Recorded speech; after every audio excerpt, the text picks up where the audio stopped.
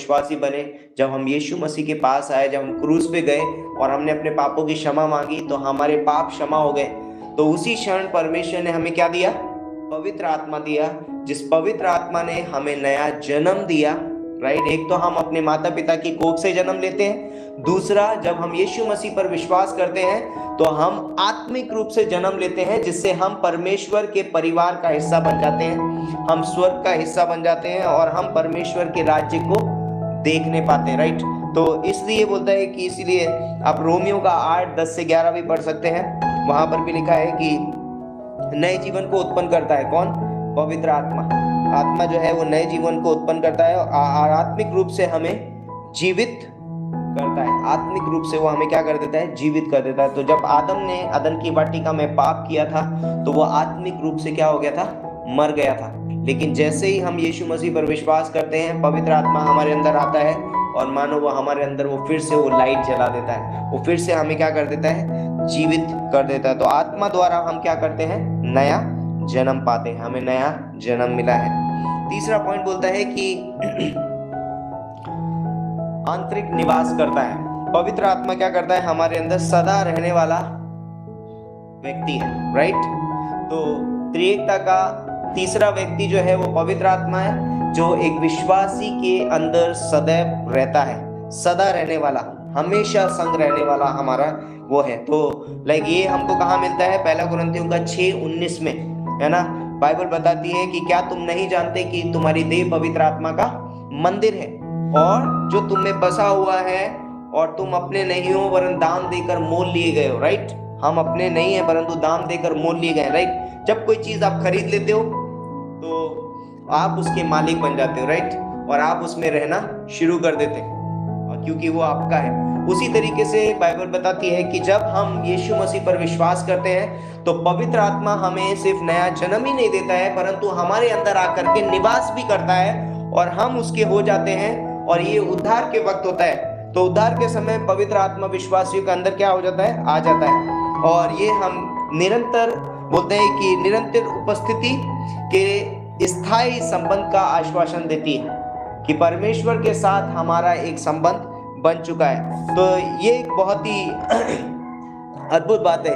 ये बात हमें याद दिलाती है कि हम परमेश्वर के हैं, राइट। पवित्र आत्मा हम में वास करता है, ये हमें याद दिलाता है कि हम परमेश्वर के हैं और हमारा शरीर है ना परमेश्वर का मंदिर है। तो लाइक जब हमारा शरीर परमेश्वर का मंदिर है तो हम लाइक जैसे कि हम किसी के घर में जाते हैं तो हम उस घर में अपनी मर्जी से सामान नहीं रख सकते, राइट। आप कोई भी चीज उसमें नहीं लेके जा सकते। क्यों? क्योंकि वो घर आपका नहीं है, आप उसकी परमिशन लेते हैं, राइट। हम उसके परमिशन लेंगे, भाई क्या हम ऐसे आ सकते हैं। और इवन कई बार हम जब किसी के घर में जाते हैं तो हम जूते बाहर उतार देते हैं, जूते अलाउड नहीं है, राइट। हम दूसरे के घर में जा रहे हैं। उसी तरीके से यहाँ पर बाइबल बताती है कि हमारा जो देह है वो अब पवित्र आत्मा का मंदिर है, ये पवित्र आत्मा का निवास स्थान है, ये उसका घर है। और इसमें अब हमारी मर्जी नहीं चलेगी, अब हमारी मर्जी नहीं चलेगी, है ना।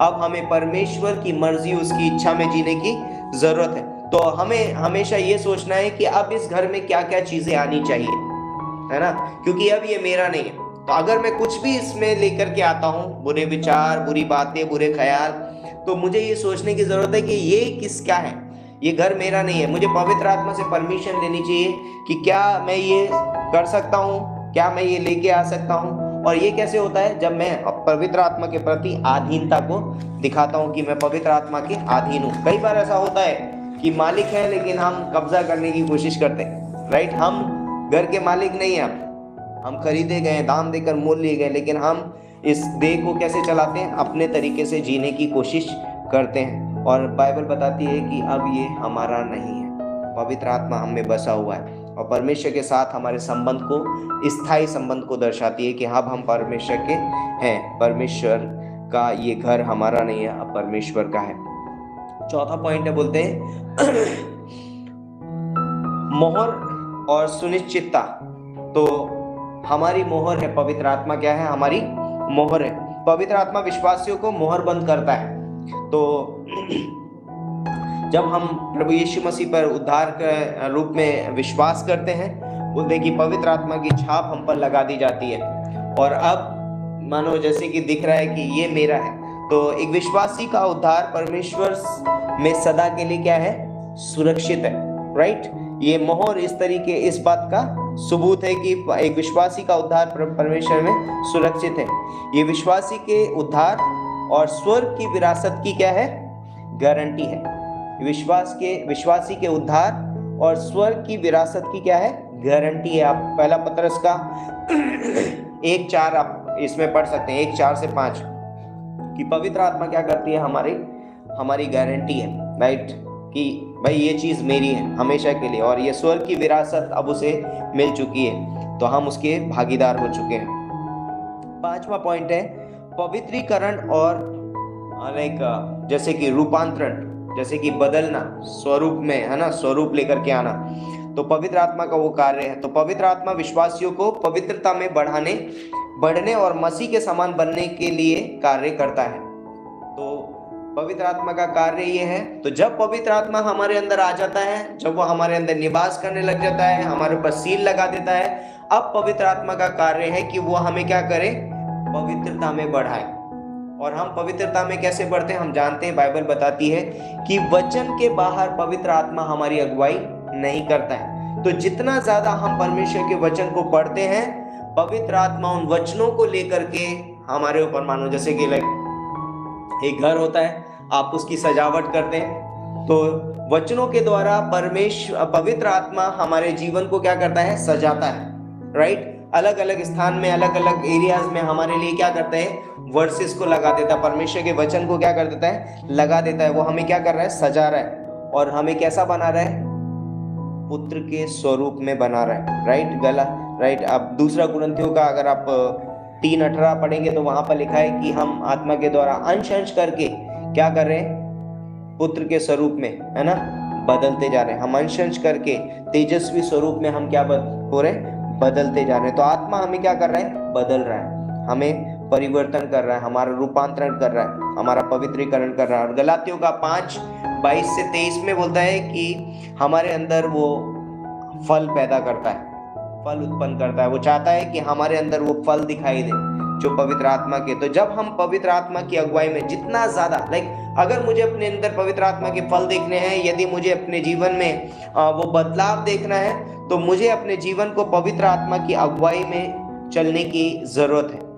सबसे पहली चीज, मुझे उसकी अगुवाई में चलने की जरूरत है, मुझे उसके अधीन रहने की जरूरत है, और पवित्र आत्मा मुझे बनाएगा। तो अधीनता और अगुवाई बहुत जरूरी है। तो यदि मैं अपने आप को पवित्र आत्मा के हाथों में नहीं देता हूं, तो शायद मैं अपने जीवन को अपने तरीके से, अपने मर्जी में चला रहा हूँगा, अपनी अगुवाई में चला रहा हूँगा। और जब मैं पवित्र आत्मा के हाथों में अपने जीवन को दे देता हूँ, तो पवित्र आत्मा मुझे कैसा बनाएगा, यीशु मसीह जैसा बनाएगा। वो मेरे अंदर वो फल लेकर के आएगा। वो कहेगा, ओके, मैं तुम्हारे अंदर वो फल रख रहा हूँ। क्या है, प्रेम, आनंद, शांति, धीरज, कृपा, भलाई, संयम, सहनशीलता, नम्रता, विश्वास, ये तुम्हारे अंदर क्या होंगे, दिखेंगे, मैं लगा रहा हूँ, है ना।